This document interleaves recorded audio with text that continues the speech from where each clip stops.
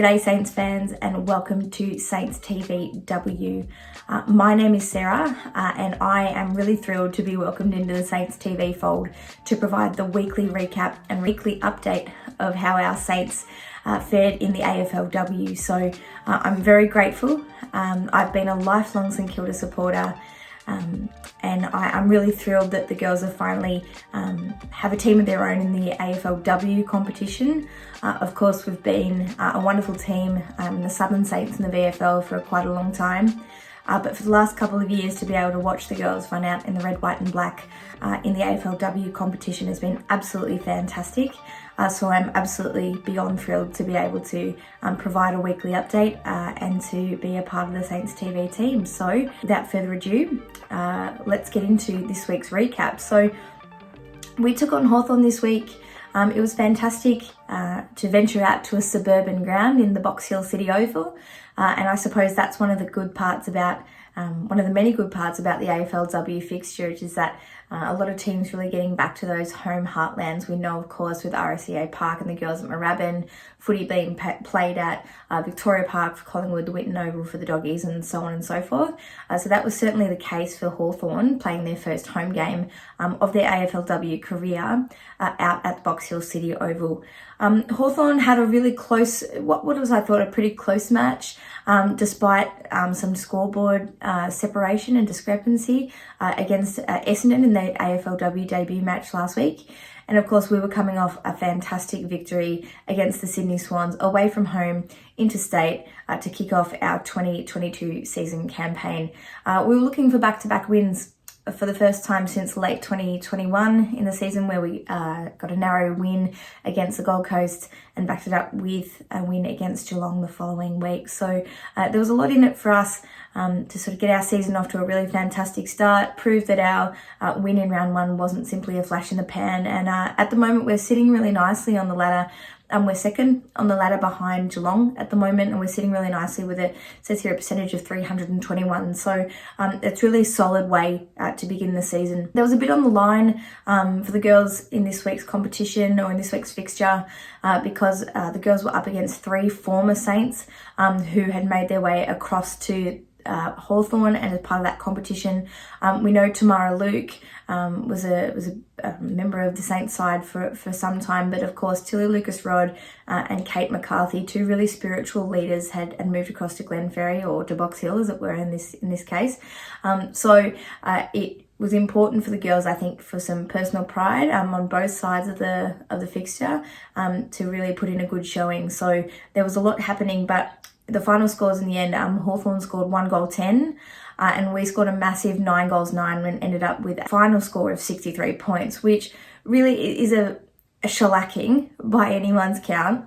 But I suppose I'll talk more about the scoring later on in this review. But to come away from 2 wins so far, where we've scored, essentially close to 10 goals in both games, put ourselves in really solid scoring positions, I think it's really going to fare well for our season. But we'll come back to that later. In terms of the goal kickers, we had Kate Sheila kicking 2 goals 2. We had Jess Martin with 2, Hannah Stewart and Nicola Stevens both with 1. And I saved really the best till last is Caitlin Greiser, the G-Train. It's fantastic to have a G-Train running out in the red, white and black again, kicking 3 goals 1, which was absolutely sensational.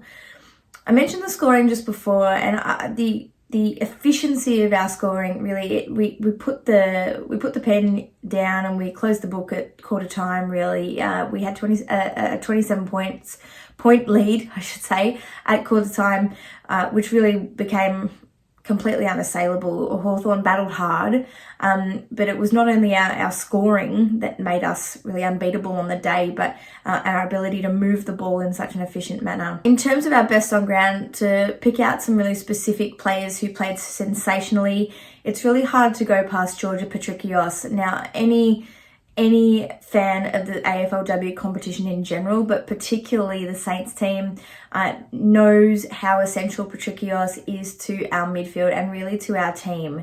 I know that she's potentially still getting back into the fold of AFLW game time and potentially getting up to that match fitness in terms of her, the slickness and the efficiency of her disposal. But overall, you know, she's had 2 really fantastically consistent weeks so far. So last week against Sydney, we're looking at 18 disposals and 5 tackles, and a massive 271 metres gained. And this week she's backed it up with 16 disposals and another 2 tackles, which really is fantastic. But watching Patricios, it's not just how many times she gets the ball, but it's her efficiency, particularly kicking inside 50. There was one passage of play that comes to mind in the second half where there was a turnover and a quick kick over the top into Sheila, who ran into an open goal.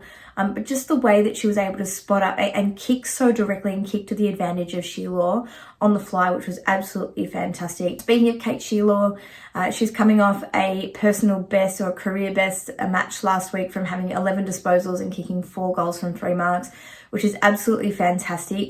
One of the strengths of the girls last week was their ability to put it in a dangerous position when it came to Kate Sheila, using her advantage and her height, as well as her ability to use the body around the ball, really put her into some dangerous positions last week, and she backed that up this week with another 7 disposals and 2 goals from another 5 marks. So a fantastic match from Kate Sheila.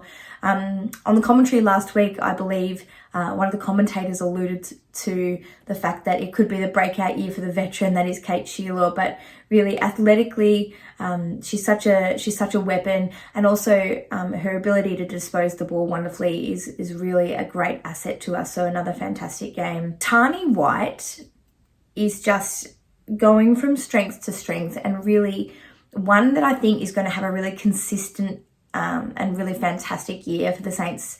Last week against Sydney, 17 disposals and 14 tackles,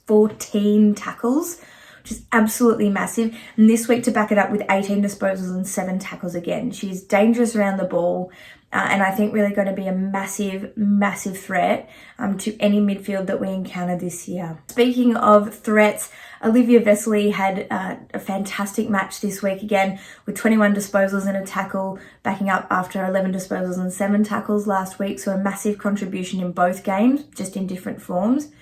But personally, and you know, you don't want to have favourites, but I've got a massive rap for Bianca Jacobson. She's our Western Ferris winner from last year, but she's had a fantastic couple of matches. But I would describe her performance as dominant on Sunday. She had 21 disposals and 3 tackles, but really provided some fantastic options off of halfback, particularly running forward and being able to move the ball through the centre. I'm thinking of one passage of play in particular. I think it was Hannah Priest on the wing that was able to spot up Jacobson in the middle and hit her with a really direct kick that allowed for us to drive forward and be really dangerous. So I'm a massive rap for Bianca Jacobson, and she played terrifically. Overall, I think our game style on the weekend, where the strength and where the improvement has come from, is the fact that we don't look reactive as a side. I really noticed that we were really well drilled defensively against Sydney. So when we had the ball, we were not only attacking well and were spotting up players, and we had good run and good spread, we were also defending really well. So on a quick turnover or in general, in any sort of defensive play, I found that our defence and our willingness to run, run with our player, but then on a quick turnover, be able to quickly slingshot and run the ball was really advantageous for us, of course, scoring wise, but also really effective in terms of just overall defence. Our pressure, I think, is a real hallmark of our game, and I know Dal has spoken about it in the last couple of weeks and even in the pre-season.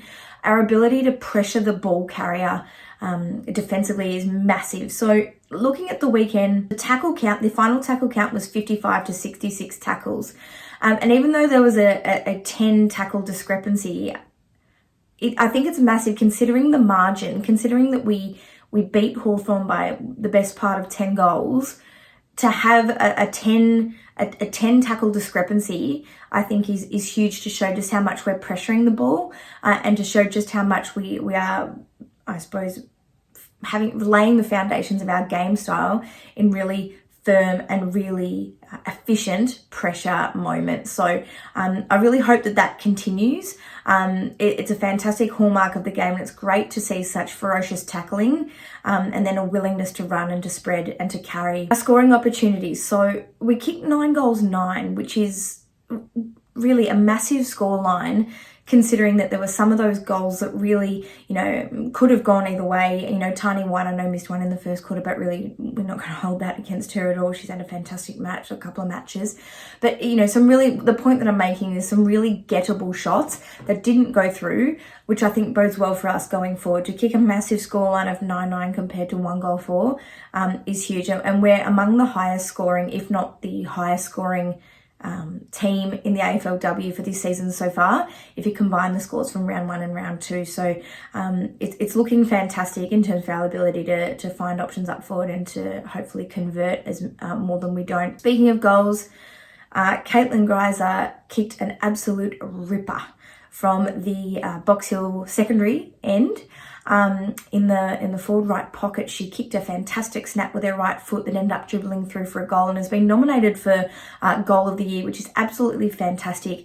I think given on the run, given the conditions were, a little bit windy, little bit wet, tiny bit wet, was absolutely magnificent. So it was great to see the G Train kicking goals again for St Kilda.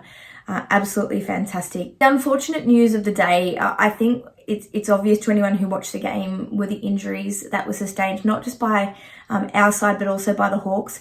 But I suppose, anyone watching the match, a Hawthorn supporter or a Saints fan, really felt for Tamara Luke, who really went down in the, I would say, the opening 5 seconds of the match, which was just awful to see. And I suppose that was followed up by not long after Jade Van Dyke absolutely copping it on the mark, putting her body on the line for a smother, but going down with a knee as well. I think both girls have done their ACL, which is absolutely terrible news. I don't know whether this is just me or whether I'm noticing, the prevalence of knee injuries in the AFLW.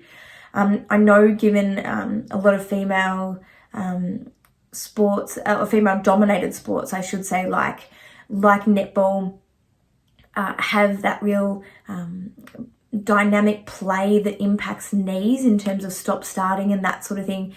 It's just so, whether it's innocuous, whether it's bad luck, whether it's, a history of potentially some of the girls playing these sports that really impact the stability of the knee. I don't know. The point that I'm trying to make is I really feel for these girls having gone down in such a season-defining injury, and we certainly wish Jade Van Dyke and Tamara Luke all the best in their recovery. Also, the same for Hawthorn and Louise Stevenson. Anyone watching last week will know Louise Stevenson's story. But really, she hurt her ankle in a tackling contest, which was really, really very unfortunate. It was pretty ugly to see. But we certainly wish her all the best in her recovery as well. In terms of what's next, I think next week is really telling for us in terms of our form and where we're at and just how far this team can go this year. So we have our first home game at RSCA Park for the year.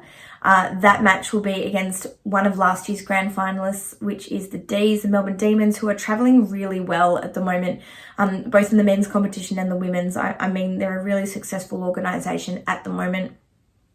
And overall, I think they're going to be a massive test for us just to see exactly where we're at.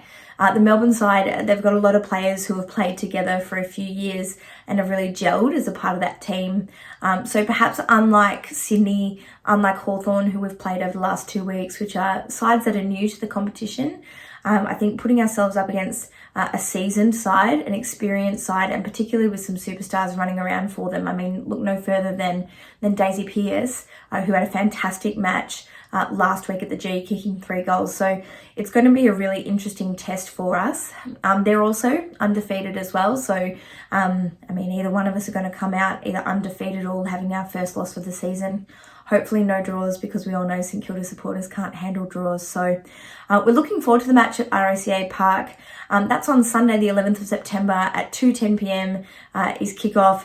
Of course, we encourage everyone to get down to the club and support the girls. It'd be absolutely brilliant to get as many Saints down to RACA Park as we possibly can to cheer on the girls to hopefully, all things going well, go 3-0 to begin the AFLW season for 2022. That's all that I've got in terms of the wrap for our match against Hawthorn at Box Hill City Oval this week in round 2. I encourage you, if you haven't done so yet, jump onto the Saints membership site, get yourself an AFLW membership. You get access to most, if not all, of the games, as well as some fantastic content online. It's a great way to support the club and a fantastic way to support our girls.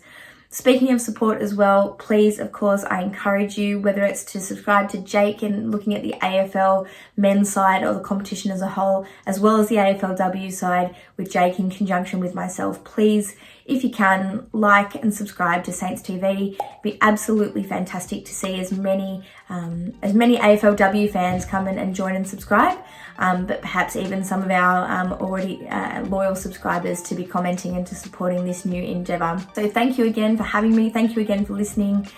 Welcome to Saints TVW, and I'm going to look forward to tracking the girls' progress throughout season 2022. So until next time, go Saints.